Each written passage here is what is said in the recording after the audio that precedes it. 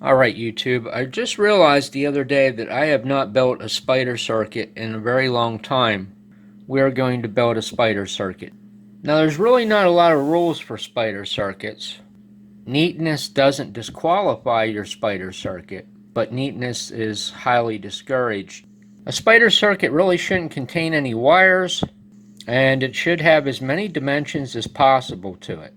So I have a 100K dual gang pot, 200 mics at 16, 2 LEDs that are guaranteed to burn your retinas out, and two 2N3904s. That's generally how the spider circuits start out, with a big pile of that. Now it's helpful if you use components that don't have cut leads, but it's all a matter of how much you want to challenge yourself. Start with these guys. E, B, C. Solder that one to the collector. Solder that one to the collector. Then we'll solder these two resistors together, kind of like that. Then we'll take this and solder this. And that's kind of the fun of spider circuits right there. Is sometimes the spider just wants to spring apart on you. That's all part of the fun. Now let's solder this 4.7K onto the base of that one. Let's solder this 4.7K onto the base of that one. Yeah, it's kind of taking form here. Needs a little rearrangement, but then we need a cap from here over to here, which is the base of that transistor. And this is kind of the other cool thing about spider circuits is their legs often cross, so you just never really know when something's going to short out, and the whole thing will just go poof. So they're kind of, I can't think the word I want to use right now. Now this cap plus goes over here to the base of that one. If you turn your iron temp down really low, it's easier to build them, but it kind of takes away from the slag effect on the solder. You got to have slag on your circuit. Yep, we already got a short across there. Looks pretty good. Now I may have said you can't use wires, but I mean wires are not preferred, but certainly you can use clip leads. It's a beauty. Now I'm almost kind of sort of hoping that what I had happen the last time with one of these green LEDs will happen today, so I can show you something about these LEDs. Yeah, I think we're good to go here. Uh-oh. We might have a failed spider circuit. Nope. The spider circuit is working. We'll give it a little speed here.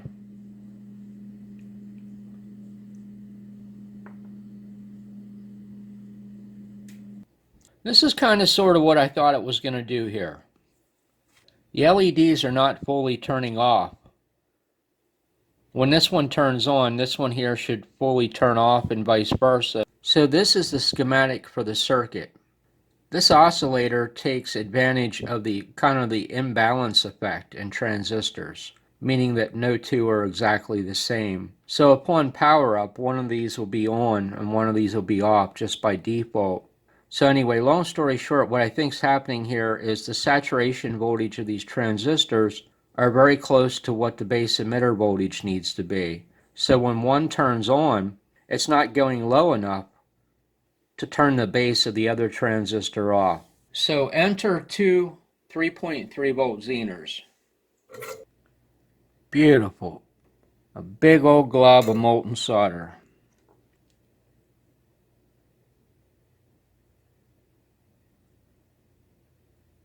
Well, that improved it. Uh-oh, I think we got a spider circuit malfunction.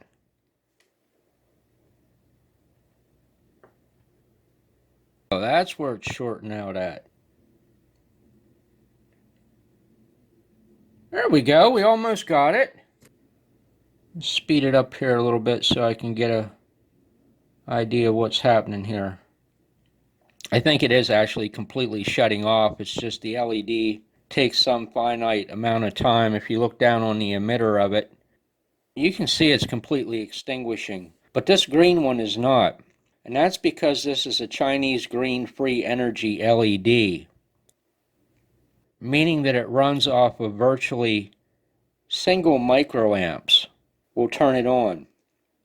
So even though the transistor is switching, there's still enough current coming down through the collector-emitter junction to keep that from completely extinguishing. The only way I know around that would be to shunt some current around the LED, because I've tested these LEDs before, and I swear to God, 2 microamps of current will make these LEDs lit.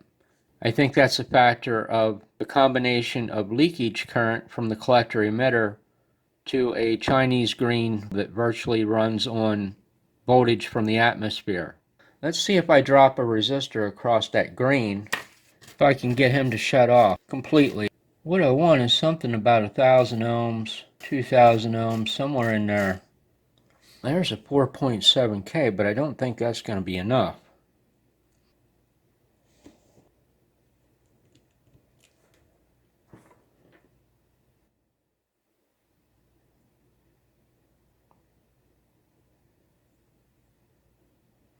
Yep, there we are. Get her done.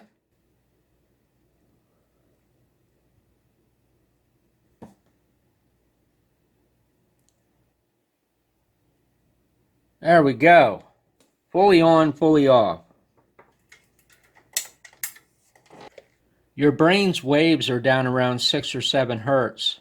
So something we used to do a long time ago, we used to take a circuit like this and we used to put these LEDs in Dixie cups. I think you see where that might be going. And then we'd put rubber bands around it, and then we'd stick it on our head and sit there and spin the knob back and forth. It's not a good thing to do. For anyone that has a history of seizures, it can induce a seizure. All right, to earn your gold star for the day, what kind of oscillator did I just build? I'll give you a clue. It has no stable state to it, so it toggles back and forth like a railroad crossing. And kind of one more funny final note on this circuit. I made one of these back in the 1980s, and I put it on the headlights on my vehicle.